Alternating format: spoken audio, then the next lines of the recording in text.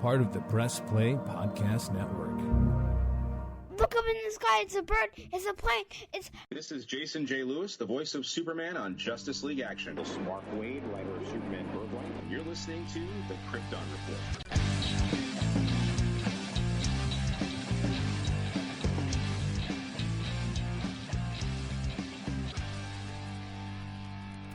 Welcome to the Krypton Report podcast. I'm your host, Tyler, the Superman of Blue. With me is my co-host, as always, the man in red, Mr. James Superman Red Cole himself. What's up, buddy? Hey, how's it going? Oh, not bad. Woke up to a snow. Did not know it was going to snow. And woke up to some crazy sinus. Just, so, it's life. Fantastic.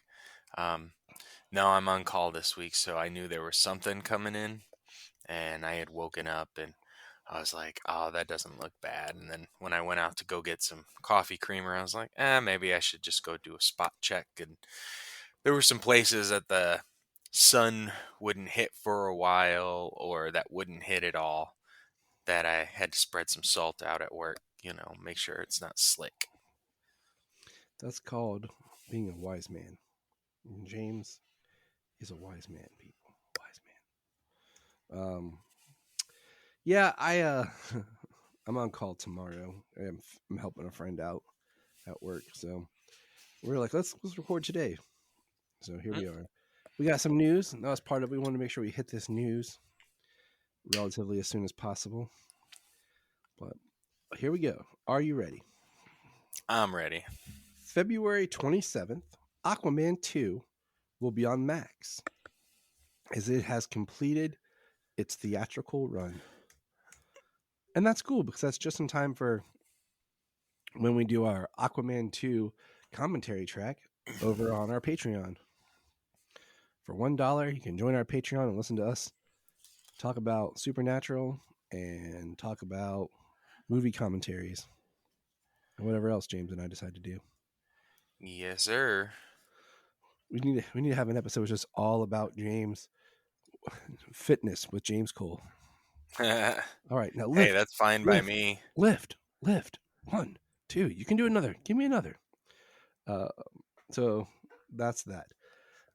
We got another trailer for Crisis on Infinite Earths number 2, and what I'm seeing is, it's going to be released April 23rd. I saw that one place, but I don't know if that's official. I don't know. Yeah, that's all I heard was April. I didn't even see a date for it. I watched the trailer, and I mean, as we suspected, they set it up to be a Supergirl-centric film. It appears, they probably did Flash-centric, and then the second one's going to be Supergirl-centric. See how that resolves itself, and then how it's supposed to turn out. What part 3 is going to look like, where we're going to go. Did we see the Anti-Monitor kind of form in the trailer? I don't know. It's just kind of like a body and like an arm, a hand, or whatever. We saw Psycho Pirate a lot. We did see Psycho Pirate a lot. I'm interested once this whole Crisis thing. I saw some people they looked at the source material and they made this talking about the first movie, and I'm kind of like, I can see it. But at the same time, I'm like, I just, once that's done with all 3 films, I'm kind of curious of just kind of sitting back and being like, all right, let's analyze all 3 of them as one crisis. Yeah. Crises? But I'm in, as long as all 3 come out this year, which we suspect they will. And, so April for that one. Yeah, if that comes out in April, hopefully we'll have it by at the latest August for part 3. Yeah, and then we're supposed to get that animated Watchmen, whatever it is, thing this year. Yeah, we haven't seen anything about that yet. So I fear they'll do the Crisis, and then we'll get Watchmen. But here's something cool: you can become a card-carrying member of the Jerry Siegel and Joe Shuster Society from Cleveland.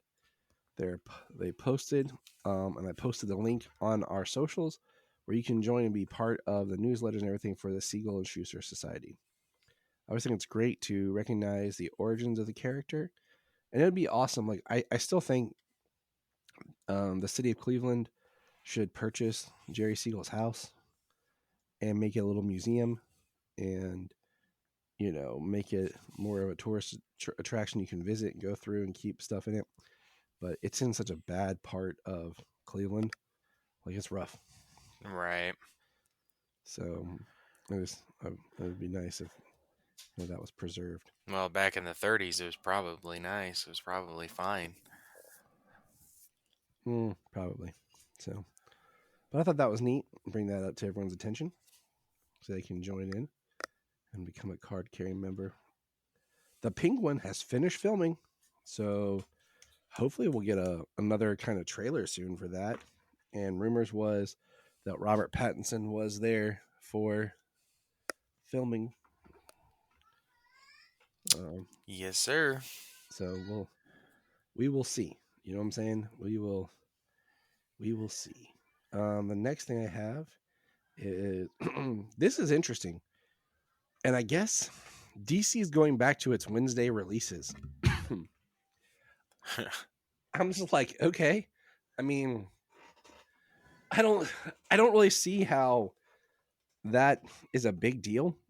Like, if you're a comic person, you buy Marvel and DC and other comics. You just go on Wednesday and pick them all up.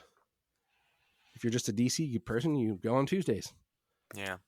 Well, the shops around me, the two shops that I have gone to for years, they just released everything on Wednesday.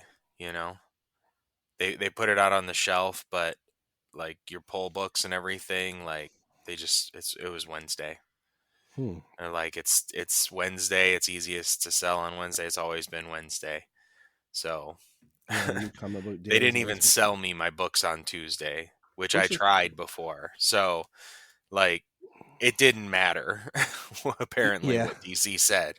It makes me wonder, will the app go to Wednesdays now? Because the app was all about Tuesdays is when the app would update, new books would drop on the app. Mm-hmm. It would be kind of cool if the app stayed on Tuesdays. So, like, say you're reading Superman on Tuesday, Superman 10 drops on the app, and then it ends. Like, you know what?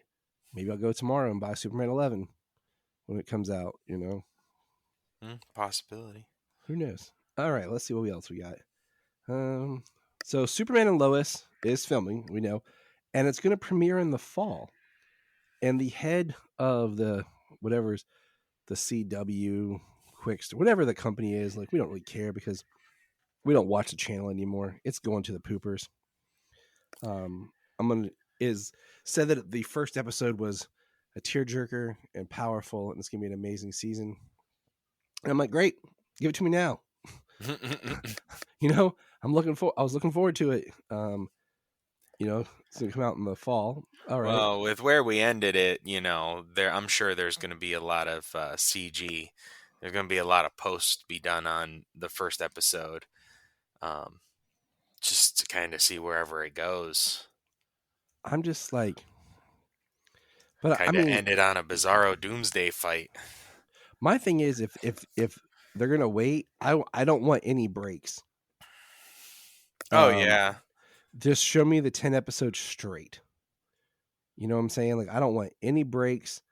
I just want 10 episodes straight. I'm not gonna watch them on TV. I'm gonna buy it like I always do, digitally, and watch it. If it's gonna be that far out, I mean, we're talking at least 7 months, till probably September, and then they want it all out before before the hype train of Superman Legacy comes out. Yeah, we're getting to that caveat there. So my thought is, they said fall, so let's say September, October, November, be done by December. They just did it straight. His CW used to premiere everything in October. So I don't know. It's just one of those things, like, I want it. I want to see it. And it's kind of like rip the Band-Aid off. Like, give it to me now. Let me experience it and enjoy it, and it'll be done. And then I can, prepare myself emotionally to move forward. Yeah. Yeah, because we got to prepare for the end of that. Yeah, And then I the mean, launch of the DCU, yeah. So it's like the just new DCU. But this is interesting. Okay, so I talked a little bit. I don't. It's not aired, but Anthony from our friend Anthony from Digging for Kryptonite, we recorded something a few days ago, and we brought him and I were talking about this kind of at the end of the call, and it was reported from the CW to say that Warner Brothers made the call to cancel Superman and Lois, supposedly to not have a competing Superman with upcoming Superman Legacy. Oh, good Lord. Okay. Of course they would. So one, here's my thing. I'd always kind of suspected that Superman and Lois would end by 2025 with 5 seasons. Was kind of my thought process. Or, it would end somewhere in there before Superman Legacy. Just kind of my thought. Okay. Because James Gunn said he wanted to start connecting TV, movies, all, as one universe. Okay. That's my first thought. So I'm like, all right, it doesn't come as too big a surprise. My second thought was, well, also the CW, I would rather have Superman and Lois go out like this than start getting diminishing returns because they keep cutting the budget and they keep reducing the show's quality and value because the stories aren't as tight and the budget's not there. I'd rather have it go out on the high note and be something that we wish we got more of than kind of, we joke all the time about Smallville. Ran for 10 years. Has its ups, its downs. Some episodes are just filler. Some you're just like, but there's some good stuff there. And TV's changed a lot since then. My third thought is like, where's the Elseworld stuff? Because James Gunn said that there would be stuff like Elseworlds. And the only thing that it seems like we're getting that's quote unquote Elseworlds is the Batman and Joker, and which Folia do. Yeah. Other than that, like Superman and Lois could be Elseworlds. But so that's my big thoughts there. Now my other thought, okay, retroactively thinking, is think about this. They didn't want competing brands, right? But they decided to let Tyler be added to a few episodes. I think technically it's 4, but it's really more like 3 because the last one of them is just like a cameo at the end of an episode of Supergirl in 2016 after BVS, and they had all the backlash from BVS as they were starting to film Justice League and go down that rabbit hole. So it makes you kind of wonder, was Tyler being added and then the creation of Superman and Lois was to give the character that positive that it needed because they'd already tarnished the film version. Because if you look at it, technically, after 2017, Cavill was done as Superman from Warner Brothers' point of view. Like we all hoped and everything like that, But technically, he was done. We know the whole history, how he got that cameo in Black Adam. So think about that. They knew that Justice League was going to come out, but they feel like they'd already they didn't have any other plans for the character. So is that why they let Superman and Lois happen? Deep thoughts with Tyler Patrick. But that's kind of what I was thinking, They wanted to keep the character in the good, and Superman and Lois has been such a great thing. And then the other thing is, this is weird. And I don't know if this is just Mark Guggenheim spitting crap, but Mark Guggenheim has come out and stated that they're working on, or he has an idea for, or I don't know, but a Brandon Routh-based Superman show.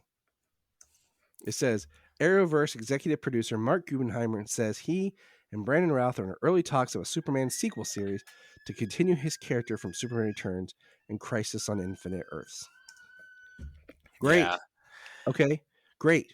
But how many times did you and I say, like, it would have been awesome if they had just put Brandon as the Superman on Naomi, Brandon as the Superman that appeared in Titans, if they had actually used his character after Crisis when they had the chance. And I feel like now that doesn't make sense. After Crisis, it made sense. You know, we had all the shows, but now it feels like they're whittling everything down. And I mean, would that be Elseworlds? And then what show? Where are they going to do that show? Obviously, probably not the CW. Yeah, not the CW, not Max. I mean, I don't. It just doesn't make any. The way that they're the way that they're like whittling things down right now, it's like they're making room for the DCU, and that's all. And then they'll work in some Elseworlds when they have the time or when the ideas come in. But the like Brandon Routh show or something like that, it just all these things. It's like the idea of Smallville being continued as an animated series or as a movie or something. Like people would love to see this. People are on board. People want to do it, but they're like, we're doing this right now. Yeah, We don't have room or time to do that. We're doing this right now. and that's how I feel. Is I'm like, And that's just like somebody saying that I want to do this, and yeah, we'll talk about it, but we know what DC Studios is wanting to do right now. yeah, exactly. So I don't really hold my breath on that because I feel like the momentum for that has gone because you're funneling everything into Superman Legacy. I was to say, it kind of just seems like they're trying to keep Superman's name in the news, Superman going while they're getting through this process. Yeah, I mean, if they had this show locked and boom, in the spring, summer, they gave us Superman and Lois, then in the fall, they dropped like a 8-episode Brandon Routh miniseries. And then boom, we get the next year was all about Legacy. It's been great, but that's not what happened. So speaking of Legacy, they did a table read in Atlanta. And there was a photo that was released, kind of like a selfie from Nathan Fillion with all the cast and characters. And we learned that Otis has been cast in the film.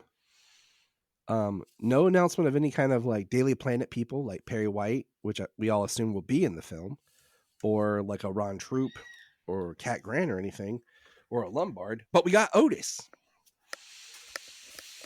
James Flippin' Cole. Thoughts on Otis? On Otis. My initial reaction was rolling my eyes.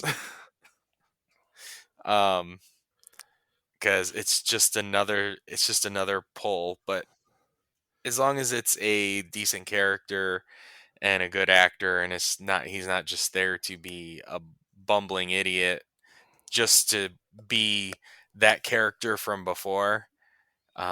Because they've had Otis in other versions, and he wasn't exactly what that was before. So a callback is okay, but initially, and of course, because they just put it side by side with that, and with the photo from 1978, and it's just like everybody's doing their can you Otisburg. can you just freaking let it go once in a while? But okay. I'm looking at his credits. He was in James Gunn's Guardians as like background. He was the crew chief in the Suicide Squad. It just says crew chief, so I don't know. He's worked with Gunn before. I'm trying to think of anything I've seen that he would pop out. He's in Brightburn as the PE teacher. Okay, I can pull that up and watch that. Oh, that might be where I recognize him from then. He's in TV show Preacher. I mean, he's done a body of work. Okay, he's been in all the Guardian stuff as something different. My thing is, so much of the characterization in Otis himself is so tied to the Gene Hackman character, and our buddy Zach Moore over at Always Hold On to Smallville just talked about this in depth. And he's always kind of been that clunky, goofball, which really works with the Gene Hackman version. And Lex is not the Gene Hackman version. And I don't want, normally Lex would not be around those type of people. Like the Lex that we have now, and same with Miss Tessmacher. Like she really didn't do anything, other than kind of just be like a eye candy girl there. You're never really sure what her thing is. And then she kind of became like more secretarial as she was brought into Supergirl. Now, Otis did appear in Superman 11, the comic books, but a lot of times I feel like those are people who are just calling back or pulling from the movie because they want to be like, oh yeah, this was how Lex had Otis. Yeah, but the only thing I will lose my crap if Nicholas Holt says land. That's all. I'll be so mad. Unless it's like unless it's an off comment about Jake, like, what am I supposed to do? Go after land? Right. Then I'll be like, okay, well played. Yeah. But Otis, I like what they did with Otis and Supergirl, where they made him kind of the moron, but he was a skilled soldier, and he was Otis Graves, Mercy's brother. Yeah. And I was like, okay, that's a cool like update, and I'll buy that. And, some people said, what's it matter, Mercy or Eve? They're interchangeable. No, they're not. Mercy is like a bodyguard chauffeur, like Lex is, right next to him person. And, Eve Tessmacher, it's kind of like how when people say Feora and Ursa are interchangeable. That's only because we've made them that way, but they're really not if you read the comics. And I don't think that you can have, I think it'd be great to have Mercy and Eve, but I don't know. Like, James, thoughts? Yeah, I mean, I believe that it can be done. I'm just really just talking a little bit of crap there about going back to Christopher Reeve and everything, and those movies. We all love them, and everything has its time and definitely sets its imprint on the character, like you said, Otis from Supergirl was very modern and updated, and I could see something more like that. I absolutely think that in Superman we're going to have plenty of comedy. It's going to be a brighter movie,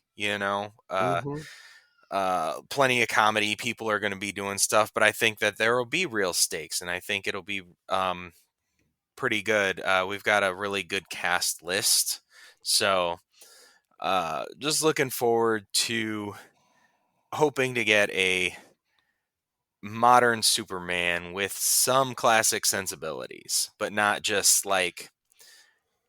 trying to be Superman the movie again. Yeah, we tried that with Superman Returns. As much as I love Superman the movie, I've been on record saying like I really love that movie until about the third act. Like I really love the build up, and then when Superman shows up, I feel like it just kind of loses some things here and there. Really, when Lex shows up, it kind of changes the film, but that's for a special episode next month or next year. Got 2 more points here. This is the most exciting of all. Superman Legacy is to film in Cleveland and potentially Cincinnati. So if it's in Cincinnati, it's going to be a setup probably for the Justice League using the Hall of Justice. That's, the train station in Cincinnati. Mm-hmm. But if it's going to film in either of those, I'm trying to monitor it because I want to go and try to be just a background person. Yeah. And go and then wear this hat.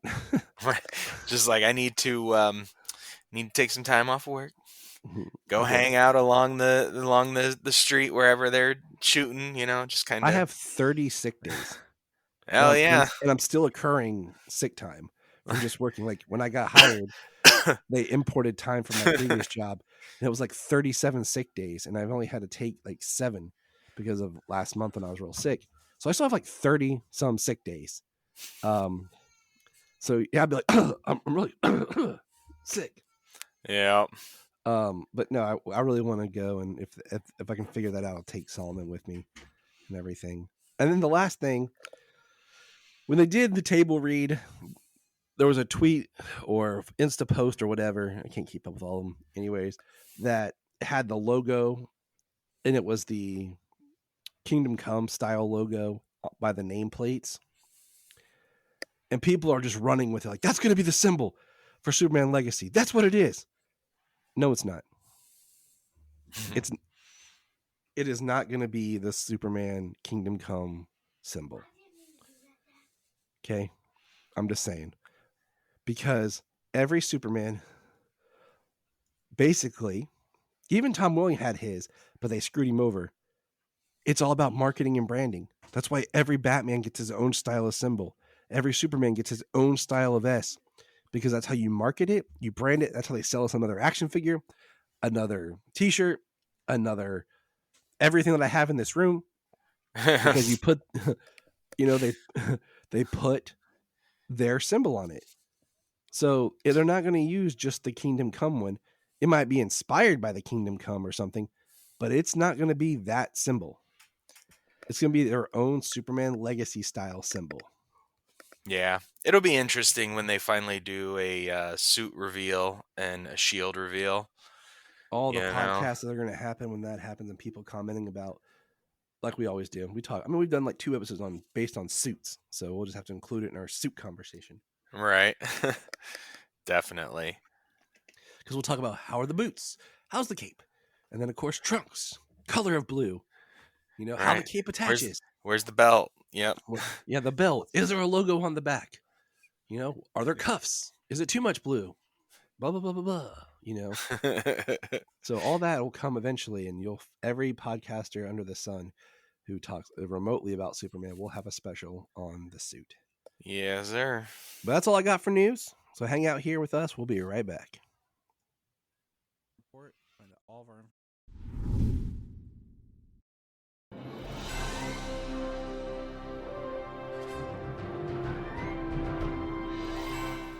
What's up, everybody? Chase Smith here from the Chase Smith Podcast and Cavs on the Break NBA Podcast. And I'm JD, host of the Hyman Podcast, part of the Press Play Podcast Network, and we are super excited to bring you a brand new show starting next Tuesday, the Fanfare Podcast. The Fanfare Podcast is all about your favorite movies and our favorite movies and the best moments in cinema.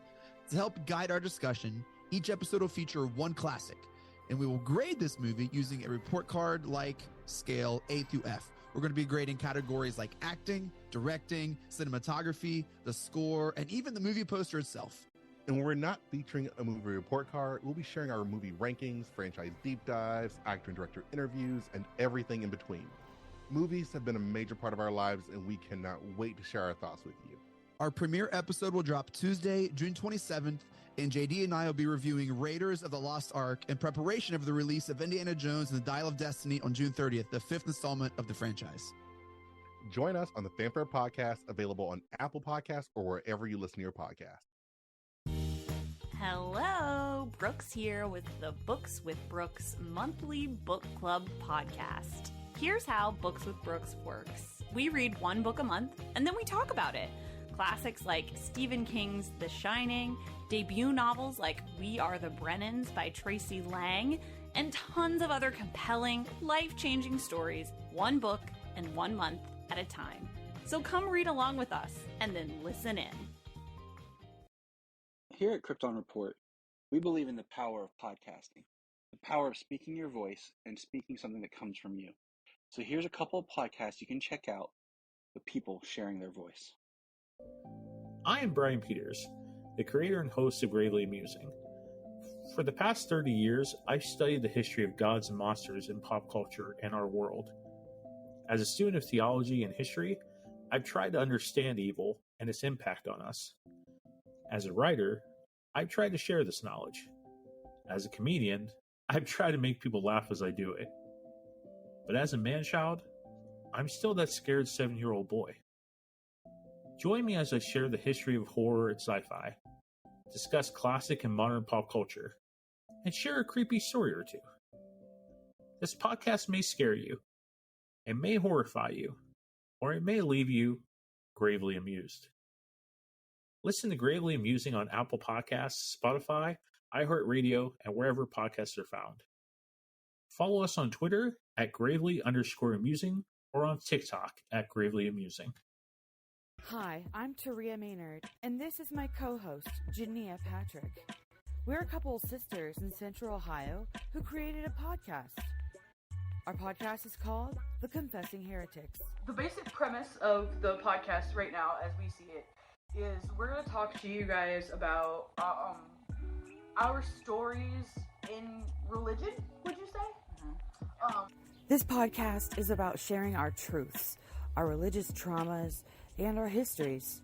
We'd love for you to join us on our journeys as we talk about our pasts and discover more about ourselves along the way. We will be featured on Facebook, Instagram, TikTok, and YouTube. Just look for The Confessing Heretics. We have a $1 Patreon. Yes, I know everyone asks for money, but our $1 Patreon each month gets you commentary tracks for releasing movies, DC movies. It gets you my Requel series where I pitch ideas about movie sequels, prequels, or whatever. It also gets special bonus episodes of whatever else some of the friends of the network chime in and drop. So check that out for $1 a month. That's all we ask. Keep it cheap, keep it simple, and help us keep going. Check out the link in the show notes or Patreon Krypton Report. Follow the link in the link tree or in the show notes below, patreon.com/Krypton Report.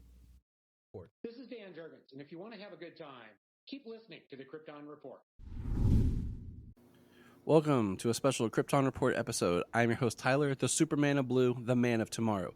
And with me is I have another super friend. And what's crazy is him and I did kind of a podcast together. Back in 2021. I'm about to say, it's been like 3 years because it was before I moved into this house. And we've been trying to get together. Came and saw me in Columbus. But I'd like to introduce fellow super friend, Superman fan, YouTuber, Brad. Hello, everyone. I'm Brad, otherwise known as on my Facebook page and YouTube page, Sutargos, the Kaiju from Krypton, in which I talk about superheroes, pulp heroes, giant monsters, tokusatsu, which is Japanese superheroes, and a whole bunch of other stuff. Good stuff. We actually met through our mutual friend of Kelly Gettner, the one, the only, Kelly. Yeah, fun fact with me and Kelly. I really came across her again last year, at a Pop Culture Con, I think it was called, in Chicago. You lucky man. I've yet to be able to occupy the same space as the wonderful Kelly. It's actually funny because it's like right after she took her picture with Tyler Hoechlin, just as I'm about to take my own. I'm like, oh, wait, yeah, I remember that story. Now I just want to hang up on you guys, but it's all right. Like my Tyler photo story, if you haven't heard it, was he was in Columbus, and we were going to, or not Columbus, Cleveland, and we were going up to Cleveland, all these C cities in Ohio, to see him. But it was right before the shutdown so my wife and I were kind of both like, this thing's COVID starting to pick up. We're hearing things about this. Do we want to go to a convention? What should we do? We kind of, we talked ourselves out of not going, and I'm not sure if he was still there because some people were pulling out of the conventions and stuff. And so it was kind of a bummer. And then he was kind of like a late addition last year to Superman Celebration. Yep. And I was like, dang it. Because I need him on my wall of Superman. Like, I need my, interaction. I need to meet him to add to my collection here. I've met 2 of the voices of Superman and then 3 live action Superman. So I just need to keep it on and keep it on. You know what I'm saying? Oh, yeah. For me, the only ones I've met were Tyler and the first guy who played Superboy on the 80s Superboy show. Ah, John Newton. Yeah. I did see Brandon Ralph in person. I didn't get the chance to interact with him, but I did see him in my first Superman Celebration. Well, that was like Nolan North was at Motor City a couple years ago, and I was going to wait in his line to meet him, but I didn't get to. But I was like, But it happens. Oh, yeah, definitely. So we're getting together today because there's so much always to talk about. But the biggest thing we're going to be talking about today is the announcement of the return of the DC versus Marvel stuff. And go ahead. No, we're going to crack that open here. But first, we got some questions for Mr. Brad. Sure thing. First one, Brad. Trunks or no trunks? Trunks, 100%. Interesting. Though I will say I like the Superman Reborn costume. That's my favorite. Yeah, Reborn was cool. I'm not gonna lie. Like, my best friend's son has a figure of the Reborn costume, and I like it a lot. Plus, it was also used in the DC movie universe, the animated movie universe. Sorry. Yeah, and for a very, very short time. But it was cool. I like that one a lot. One of the biggest things we're waiting for the reveal of the new suit for David is, we're looking for the symbol and for Trunks. Yep. Did you see that through the table reading they had? They had the Kingdom Come logo. Yeah, everyone's jumping on that as a legacy symbol, and I'm going to tell you right now, it's not. Yeah, I imagine it might be like the symbol for like the House of L, but not like Superman's, final, S. Because you're not thinking of marketing and branding. Right. Because since the modern age, since everything has to be brand, think about, there's a reason why they change the Superman symbol, costume for each iteration. One, it makes you buy another figure, another shirt. I was just gonna say that toys. The toy market and everything. But it's also branding. When you see the Superman Returns symbol, that's Superman Returns. That's the Man of Steel. That's BVS symbol. Even George Reeves. Yeah. Even George had his own tweak to the symbol and everything. So they're not just going to pull out and be just Kingdom Come symbol. Like, it might be similar, but David's going to have his own unique crest, as he should, because that's always one of my favorite things, is kind of tailoring the symbol. Because even Dean Cain's was a very wide and big. Yeah. His was the biggest probably symbol across the chest we've had.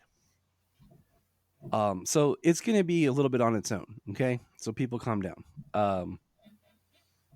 How awesome would it be for do like a flashback to David's like early days? It was like the original Golden Age symbol, the one that was like a police badge. I think incorporating that somewhere would be really neat. I would like it even if it's like what Smallville's police badges look like or something. Just a call out or something would be neat. So you like the Trunks.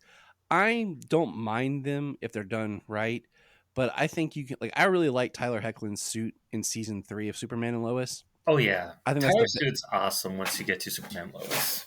In the first season, what's tricky is if you watch it, it starts out bulkier. Mm-hmm. And I think that's because the padding, but maybe he wasn't as big as he wanted to be, or it's because the stunt suit or whatever, because of shooting around COVID.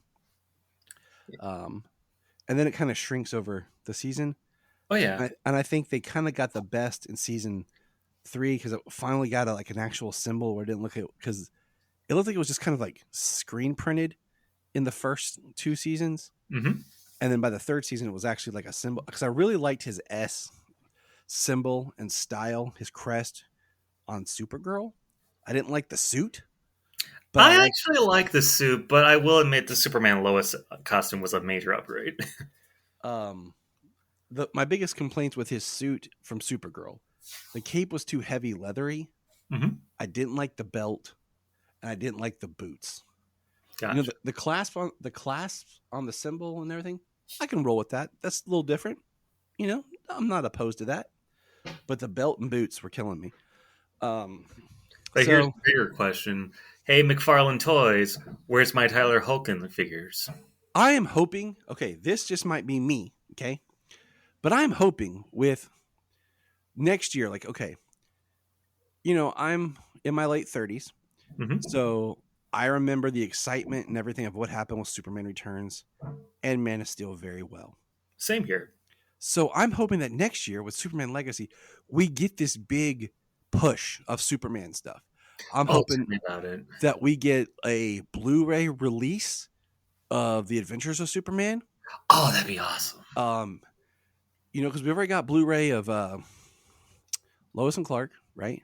We did? I did not know that. We got the animated series. I think we did. Because I know we got the HD versions on Max. But I'm not sure. Maybe we didn't get a physical release. But, I'm hoping that maybe we get a new collection. Because, I have not bought Superman the movie on 4K mm-hmm. because I don't like the regular theatrical version as much. I prefer my Blu-ray collection that has both cuts of Superman the movie, Superman 2, Superman 2, the Richard Donner cut, Superman Returns, Superman 3, and Superman 4, and all the special edition stuff that's on there. That is a collector. That is a must-have. I'm hoping that maybe we get that whole thing updated to 4K and just throw Supergirl the movie in there. Both cuts? Both cuts, yeah. I own them. I own the 3-hour cut of Superman the movie. I do too. We'll be reviewing that next year. We're going to do something with that. So I'm hoping, in all that, I'm hoping that next year there's a big push on Superman media. Because I would even I own all the George Reeves series on DVD. I now own all 4 seasons of Superboy on DVD. Nice. So I would love to have digital copies of The Adventures of Superman as well. Oh, same here. I'm shocked it's not streaming on Tubi yet. I know. I was watching Superboy on Tubi and it went away.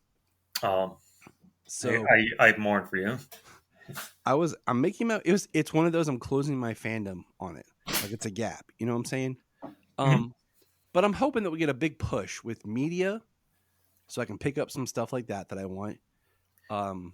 And I'm hoping that with that same thing, that McFarlane will do a special with Superman, much like they've done with Batman this year. Yes, please. Okay, they released that big Batman set, and I didn't buy it because I didn't want to double buy figures, but I want to buy the Batman, the BVS Batman. And, same here. And I want to buy the Val Kilmer whenever they release it. They teased it. It was part of that big set, but they haven't released. I just bought the George Clooney Batman by itself, but I want that whole line. So I'm hoping that they'll do something like that where we'll get. I don't expect them to give us Kirk Allen. I want to though. I want that so bad. I would love to have a Kirk Allen. I would love a George. Same here. I would love colored and black and white variant of George. Yes. So I would love both of them. I would love them to just do. I mean, the thing is with Superman, there's so much on TV as well. Oh yeah. Compared to like Batman. So I don't expect them to do a Superboy edition with Newton and Gerard. I don't expect that. But I think Christopher Reeves, George Reeves, Dean Cain, Brandon Routh, and Tyler would be the collection of new figures. Well, Henry, they already made both versions, unless they do a Man of Steel version. Now, let me ask you this, Tyler. Do you want Tom Welling Superman to be in there? I would like, if they gave me Tom Welling in, like, do the black trench coat or the red jacket. Like, I bought the limited edition Tom Welling in the red jacket Smallville figure off eBay for a pretty penny. Wow. I have all 3 versions of the Tom Welling figure from Smallville. I just don't know which one I would want because I like the red jacket. I think it's a cool look, and it's his look in that final season. So give me that. What I would like them to do is, what's the comic called? Smallville season 11? I know he gets a costume. Yeah, he gets a I love that costume. It's a really good costume. But I don't know if that connects because a lot of fans didn't go into those comics. Right. But I would be for it. So I just would like a big Superman collection of figures next year, you know. And since we're talking about them cashing on Superman Legacy next year, you know what I would like to see on DVD because it has yet to be collected on DVD. But when they had it on the Superman Filmation series on DC Universe, it was part of it. The Superboy Filmation series. That's actually going to be coming up in a conversation next month. Oh, because nice. We're going to be talking super shows and how that one you can't find because it's never been released. Yeah, physically at least. Yeah, I mean, don't even get me started. I bought the second season of DC Superhero Girls for my daughter. Nice. Okay, the first season used to be on Netflix. The first season is no longer on Netflix, not on Max, and you can't buy it digitally. Really? So the first season right now is gone. Really? And this is another reason why I push physical media. That's Same why here. that's why I love combo packs. You buy the physical and get a digital code. Oh, dude, Perfect. same here. Same here. I love combo packs. Perfect for me. So so all that to say, like, next year I hope we get a big merchandise push. Like, me and the kids, if you haven't seen, started the Legacy box. Mm-hmm. The Legacy box is a giant box where we put all of our change, $1 bills or whatever we started last year to save up so that next year we can crack it open, see how much we have to buy Superman Legacy merchandise. Smart thinking. Smart thinking. Because you know they're going to have everything. Shirts. Oh, yeah. Posters, games, puzzles. Like, I hope there's a huge merchandise thing. Because that was one of the most exciting things for me for Man of Steel and for Superman Returns was just the merchandise saturation. I want to be able to go into Walmart or Target and just grab a Superman t-shirt for my kids off the rack. Nice. Yeah, because when Man of Steel came out, two things I noticed is they finally did the second and third season of the Filmation cartoon, as well as they gave us the rest of the Superboy series from the 80s. Yeah. Yeah, I mean, the Superboy series, like, it's interesting that the first season was, actually produced on DVD. The other ones you have to order through Warner Archive. Or Amazon, because that's how I got mine. That's how I got mine. But I'm saying, like, they still came through Warner Archive, though. Yeah. It's interesting, right? Oh, yeah. So, yeah. But all that to say, awesome. Now, next question. Sure. Favorite live-action Superman?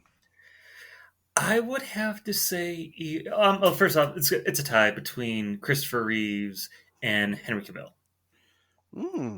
I like it. Yeah. But my second choice is George. I love George Reeves. Also, I have to correct myself. It's Christopher Reeve, because I know it's Christopher Reeve for the Bronze Age, the 70s, 80s. That's the way how I always remember it. His last name ends in an E, like Bronze Age. And for George Reeves, his last name ends in an S, and I think of Silver Age. Nice. That's kind of smart. Yeah. My thing is, like, I've just had a bad habit before of, like, putting S's on stuff because my mom did it and I inherited that from her, and I've, like, spent a lot of time trying not to do that. She's weird. She'll pluralize everything.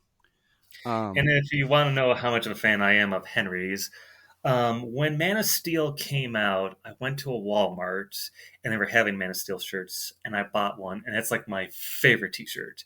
I've worn that shirt for over 10 years. It's starting to fade and everything, but I don't care. I love that shirt to death. See, my favorite Superman shirt was the Man of Steel shirt released from Hot Topic. It was super soft. Okay. And I love that shirt, much like you're talking about. My wife's dog jumped up and ripped a big hole right in the middle of it. Oh, no. And my wife's like, we'll get another one. And I'm like, no, you can't. It's not like it's just a Superman shirt that I can go order. Like, they stopped making it. Just like I used to have the Superman Return shirt from Hot Topic. That was my favorite till an ex took it and ruined it. So that bummed me out so much because that shirt was so great. Now, I ordered now from DC Direct and from superherostuff.com their BVS version. Mm-hmm. The superherostuff.com is a much better product than the one I got from DC directly. I have not had a good experience ordering shirts from DC.com. Really? They come in late, and I don't think the quality is that great. I bought 3 shirts last year from their Superman 100 line, or 80, not 100. You know what I mean? The 85 line. We're not that old yet, Tyler. Yeah, we're not. Yeah, I jumped in the future, guys. My bad. Pulling a Flash. Yeah, I'm sorry. I'm time skipping. And they came and they were poor quality. Like, they looked like screen printed, like, horribly. And I was so angry. Was like the S like really distorted, like some like third party like search sellers would sell? Yeah. Really? It looks almost like I printed off my computer and went and ironed it myself. Really? Like, I was so angry. I wrote like a very big frustrated email because I'm like, I paid a lot of money for these shirts and they look poor quality and they're from DC. You know, they look like these are the ones I would find at Ollie's. Wow. So, all right. And Last question. well, before you get to that, since we're talking about bad experiences with shirts, so I'll tell you a little funny story. So the first date I had with my girlfriend, I wore my Superman Man of Steel shirt, right? Good You man. know, it's my favorite shirt and everything, right? Yeah. The same day as our first date, which also happens to be our anniversary, just so happened, and it's made me sad, was the day that James Gunn's like, hey, Henry Cavill is no longer Superman. I was like, oh, Ouch. God, of all the days to wear this t-shirt. You're just like, ow, that hurt. Yeah, but then I had my girlfriend to make me happy, so that worked out.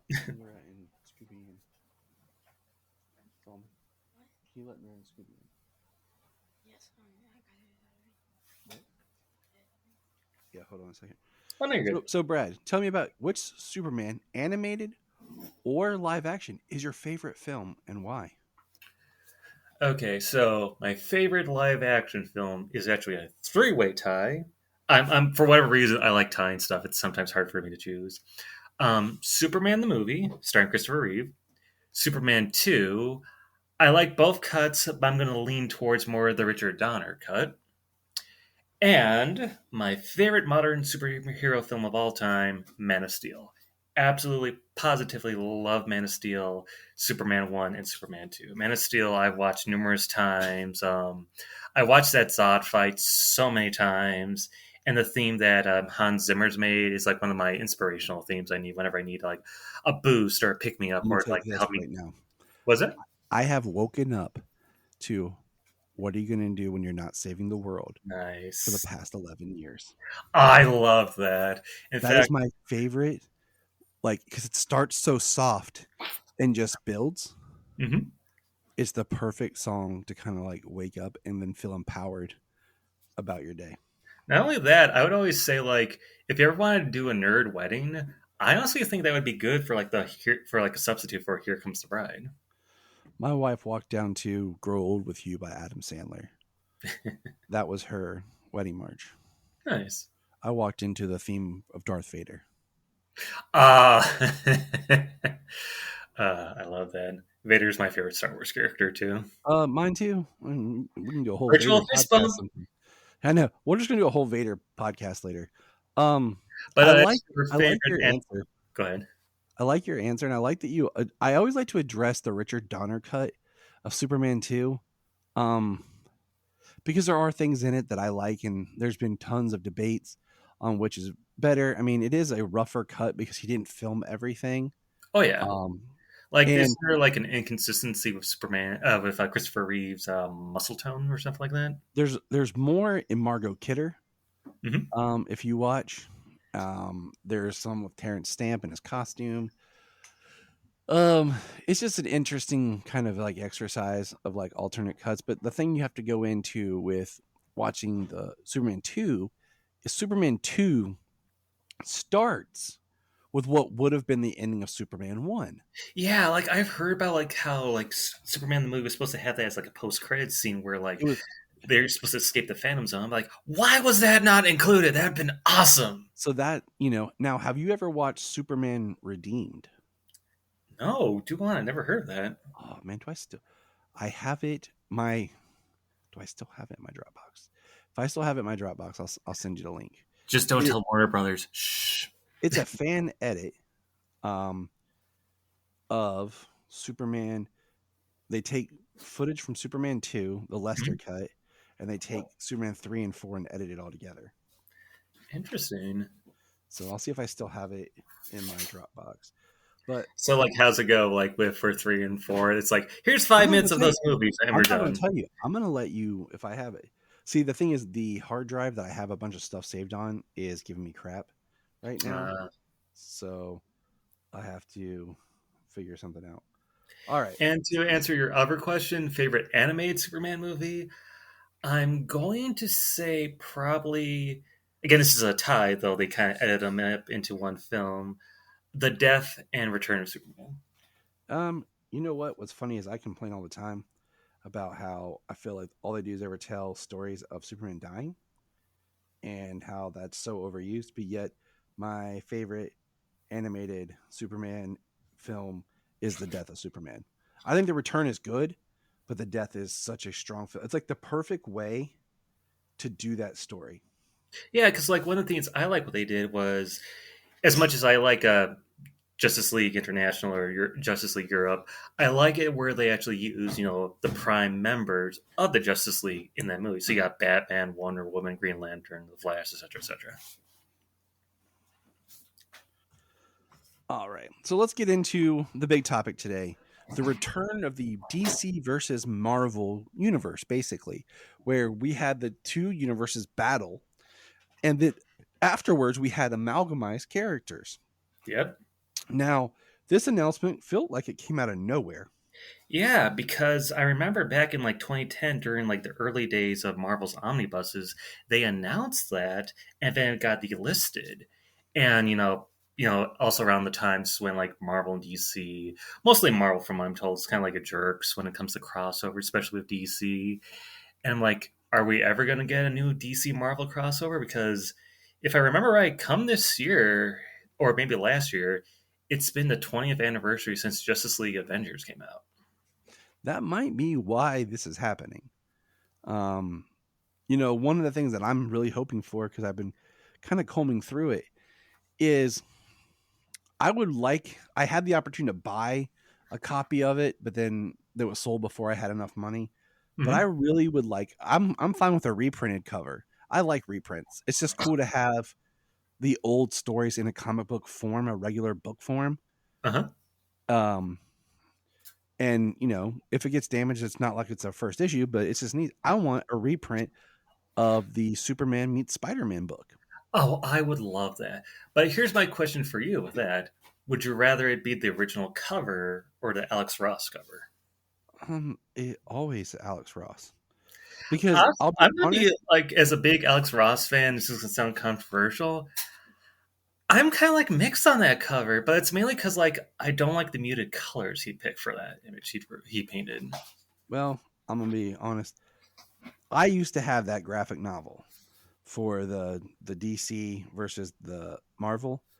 I don't know what happened to it, because there was a point where some of my stuff just got lost in moves, and there was a whole bunch of stuff that I was moving in. My ex and I years ago were going to get together and married, and we were moving in together, and a whole bunch of my stuff, when we decided to split, got lost, missing, and damaged.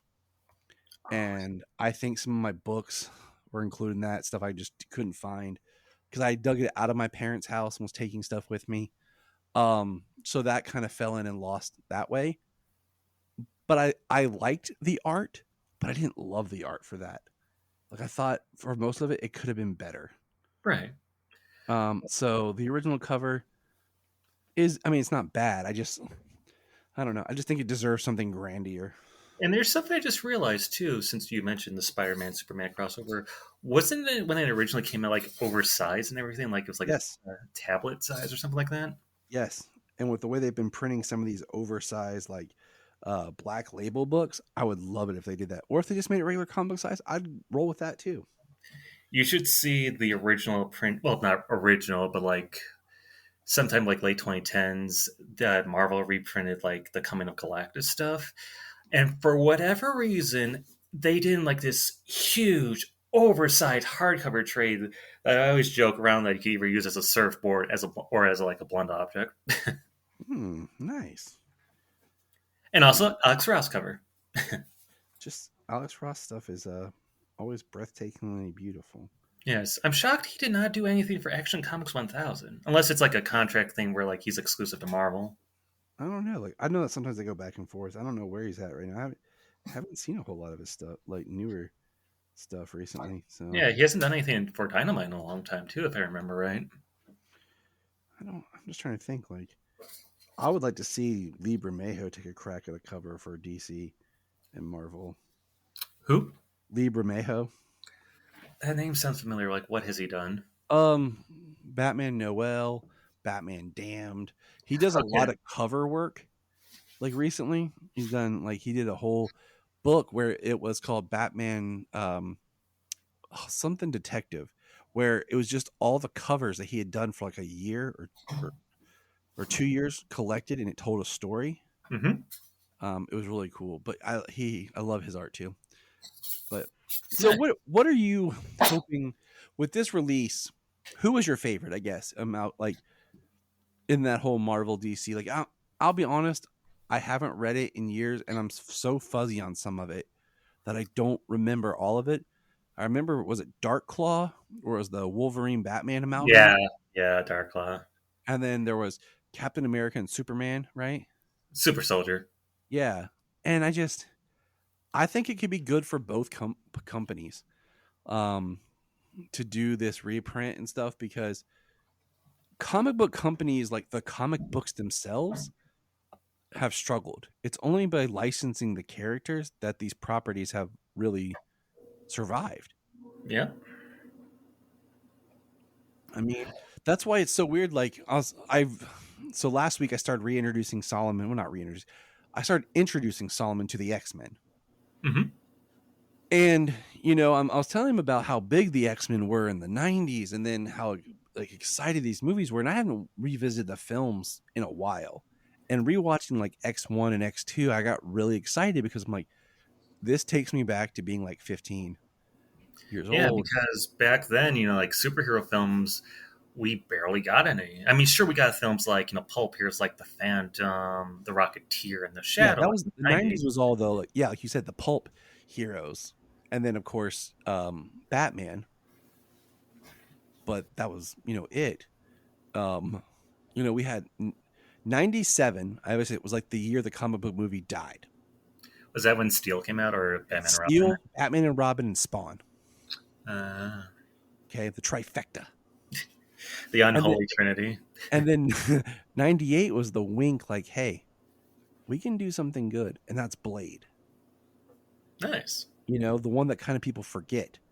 You know, the one that was like a comic book movie, but had such a good genre bend that you didn't have to know it was a comic book movie. Yeah, because like when it came out, like a lot of people were like, wait a minute, this is based off a comic book? Exactly. And then 2000, which in my mind, it boggles me how different like 98 to 2000 seems, but it's 2 years. Especially with CG. Yeah. 2000 is X-Men. And then 2002 is Spider-Man. And that's where I think X-Men was like hey, look at this. This is cool. We can do this. And then Spider-Man in 2002 was like, here we are. And that's when we just, boom. I always say is this, X-Men open up the door like a little bit, not like a past a crack, but open it a little bit. But then when Spider-Man came out, he, you know, kicked open that door, and then all of a sudden superhero films almost nonstop. Yeah, I mean, Spider-Man was in 2002. Think about that. 22 years. And then, you know, 2003 was Daredevil and X2, and then 2004 was Spider-Man 2. And I think, around that time period, Blade 2, and I believe Blade Trinity came out either. Blade Trinity was 2004, yeah. So I want to say like 01 maybe was Blade 2. That sounds about right without looking it up, which I could, but I don't want to. I'm usually good with years, so that's how I know that stuff. Yeah, I'm just thinking because like 01, I think it was 01 was Blade 2. And then, yeah, we have Spider-Man in 2002. And that's really the kicker. And then Daredevil in 2003. And then 2004 was Fantastic Four, right? No, that was 2005. 2004 was The Incredibles. Yes. And we just kept expanding, you know. 2007 was Rise of the Silver Surfer. 2006 was, of course, Superman Returns. And X3. Batman Begins was 05. And, you know, and we're building, and it's so weird because you think about from the year 2000 to 2008, it's only 8 years. Okay. Only 8 years. Because here we are, how much removed from that. But in those 8 years, there was a lot of hit and misses. Yeah. We got Ghost Rider in 07. Yeah. Spider-Man 3. We got Elektra that everyone forgets. That's like one of the few superhero films I've still yet to see. Punisher, the Thomas Jane version. I've seen both of them. But I'm building up pre-MCU. Because then in 2008, you have the drop of Iron Man. And that's when everything changed. And The Dark Knight. And that's like, so that's what I'm saying. Like you have 98 Blade, this tip. 2000, really like, hey, we can do serious comic book films with the first X-Men. 2002, boom, Spider-Man, and like just all this. Like, we can do it all, guys. We can really have it. Speaking of which, do you remember the hype for Spider-Man when it came out back in 2002? Yes, because I actually was talking to my kids because they learned about 9/11. Mhm. And we were talking about it, and I told them about how the original trailer for Spider-Man was him webbing the two towers together. Yeah. And how when 9/11 happened, like that trailer disappeared. That, and there was like some theatrical posters where I think they said if you look in Spider-Man's eyes, you can actually see the Twin Towers. But for me, like, I will tell you this, man, I still vividly remember the day I saw Spider-Man. There was long lines at the theater I was going to. They would have like Spider-Man like merchandise, like on the ceilings, like various webbings, and he'd like swinging around. And I will always remember like seeing that chair, watching it for the first time. I remember there's like a bit of an age gap between the two of us, but do you remember Lego's Bionicles at all? Yes. Hold on one second. My wife's calling. I do remember Bionicle. Like I vary like, but I remember just Spider-Man being it was so big. And I remember because at the time I was working second job at the movie theater, and that movie was so big because it kept playing. Yeah. It kept building, and it was staying in theaters longer, and movie theaters were making more money off of it because back then, before streaming, the way the contracts would work is the first week, some movies, 90% of all ticket sales back to the studio. Yeah. The second week, 80%. It varied movie to movie. Like Star Wars, 100% all the time. It was. So Spider-Man, because it was, big, the longer it played in theaters, the contract dwindled, the more money was going straight to the theaters itself. Right. So they loved it, So it was crazy. And I don't know how it is now with the way things work. But yeah.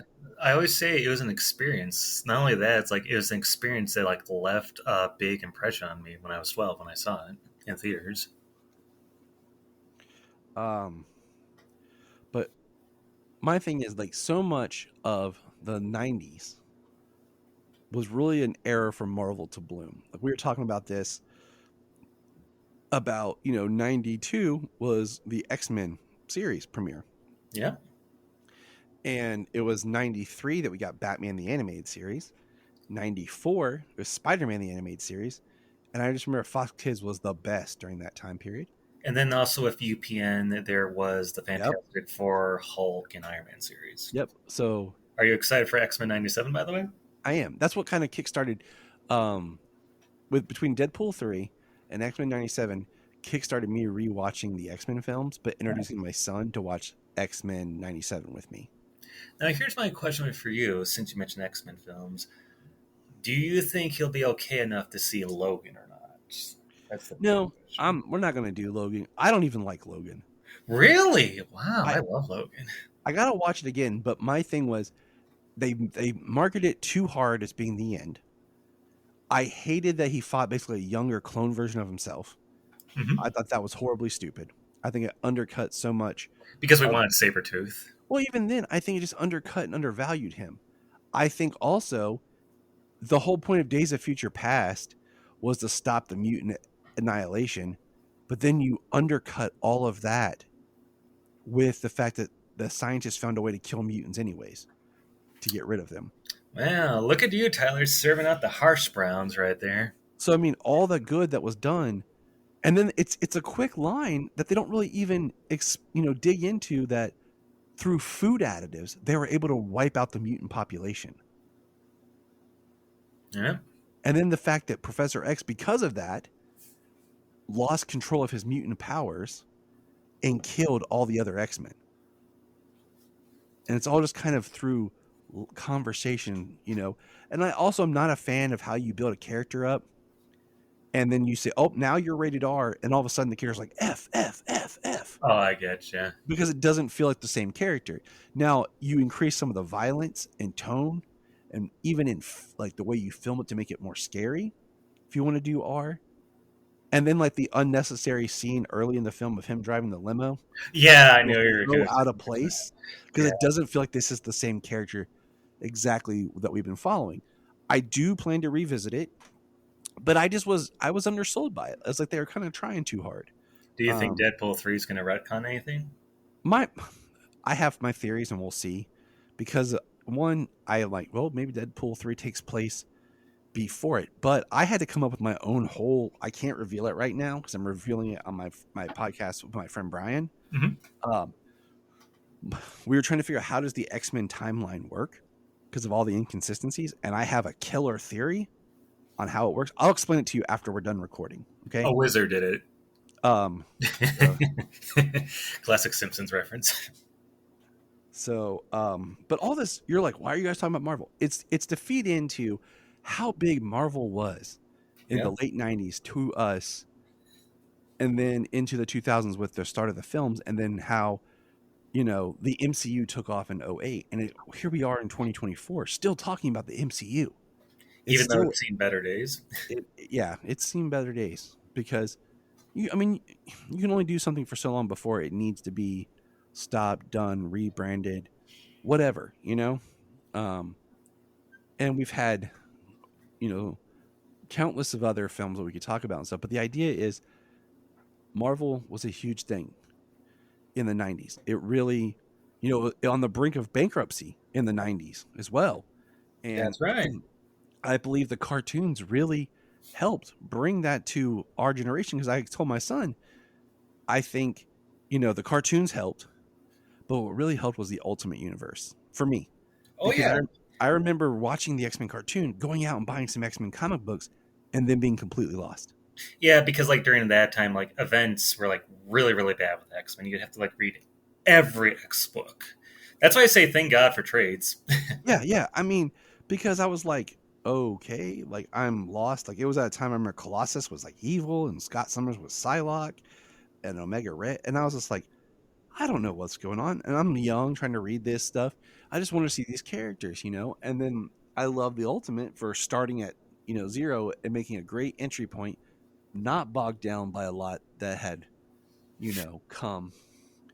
So the fact that they're re-bringing this out at a time where I feel like Marvel as itself, because Marvel hasn't been producing new X-Men comics or content,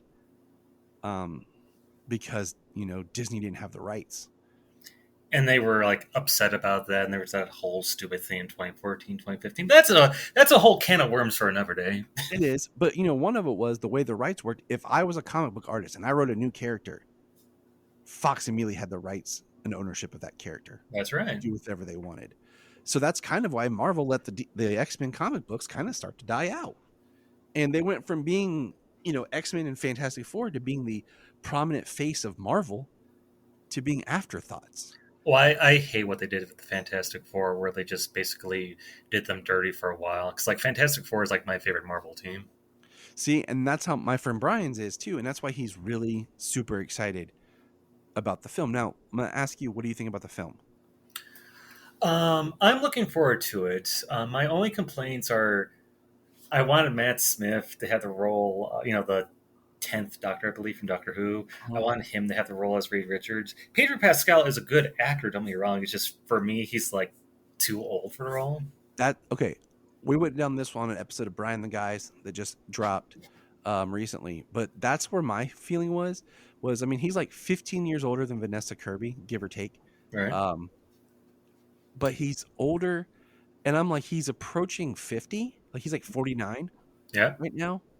And I'm okay, I'm not being ageist or anything, but I'm thinking you want to invest in the new face of Marvel and really build up the new brand. Do you really want a guy who's 49 to be the lead of your action? Because Reed Richards doesn't hide behind a mask like the Mandalorian does. Right. Because we know that Pedro Pascal isn't always the actor on set. He does a lot of voice acting role for that. Yeah. So, saying that, you think you want someone you can invest in that has more mileage, or a little bit like an up and comer that will charge less. Yeah. And that you can get, 10 plus years out of. Because you need a new Tony Stark character. You need that new character that's going to be able to get in and out of different films, bring things together, and when they show up, you're excited, and that they're the face. So I'm like, I really enjoy everything Pedro does. I think he's a great actor. But I was like, okay, like it's not a horrible casting, but it's just not where I would have gone. Now, Right. I don't know their plans for the Fantastic Four or anything like that and what they plan to do, so I can't comment on it, but I'm just saying. For me, from what the rumor is, you don't mind me discussing what the rumor villain is and everything, right? No, go for it. Okay, so the rumor villain is supposed to be Galactus and a female version of the Silver Surfer. For me personally, that's too early. Galactus, save him for the third film. If you want my opinion, how I would do my Fantastic Four trilogy, as much as people are going to hate this, first film, origin story, but take a lot of the ideas from the very first issue of the Fantastic Four. You know, have Mole Man, have all his monsters, be crazy, be creative with that. Second film, Doctor Doom. Yeah. And then third film, do Galactus. And as for the female surfer thing, I don't mind that. My only problem is, why not just use Nova? Yeah. You know, my thing is, and I said this before, is like I look at the first film, you want to focus on your heroes. So Right. I don't need a well-developed bad guy, honestly. Right. I just need an antagonist for them to fight. Right. Because they have enough stuff, just conflict of getting their powers and all that stuff. And then your next film, once you've established these characters, you can give me now the hardcore villain that challenges the hero, and I can spend more time with the villain in the second film. Yeah. Because you've already given me a movie that really establishes my hero in the first film. And I always go back to like the Dark Knight series, where That's exactly what I was thinking. is Just so Dark much of Knight. just it's Batman's movie, Bruce Wayne the first one. Then in the next movie, you split up the time between Harvey Dent, Batman, some Joker, and the mob, and you focus more on the antagonists and what that's doing to the world that we've already created. And of course, in Dark Knight Rises, you get a little bit more of that with Bane and Catwoman, and then you get John Blake as your new protagonist kind of thing.